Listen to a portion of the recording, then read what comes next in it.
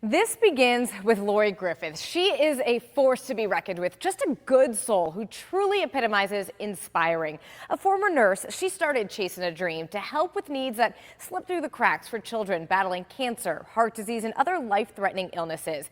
She stops at nothing for them, and that's exactly why members of Admirals Cove and Jupiter just chose to give this nonprofit $15,000.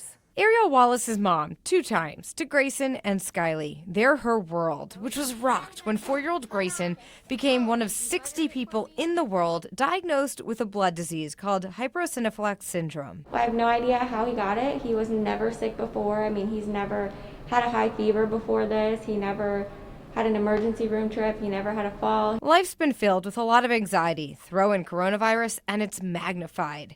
But bring in Lori and Chasing a Dream and you'll find hope. I was kind of like spiraling out of control because I didn't know how to cope with it. And she just kind of like swooped in. She became like the friend, the helper in so many ways, and kind of just grounded my feet. Help with basic needs, but more than that, emotional support is what you find in Lori. Locals helping locals is what she says it's all about.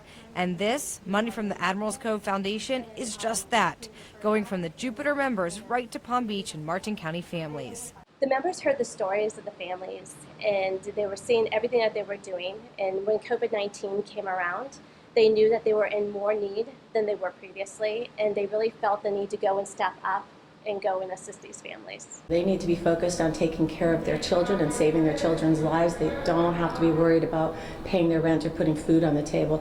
And food has become a major issue of what we're helping people with as well. Grayson's fight continues on, but this money will also help another local warrior who just passed away from complications after open heart surgery.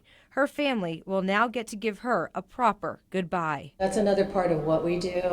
It's the horrible part of what we do. We have a program called Forever Faith. This story on Chasing a Dream and Lori, it actually originated with Jay Lisa. We were really looking forward to meeting her and introducing her to you after so many of our neighbors filled her with inspiration, answering Lori's call for cards to be sent to her before that big surgery. She got them, she opened them with a smile, but sadly, she passed away last week after being readmitted to the hospital.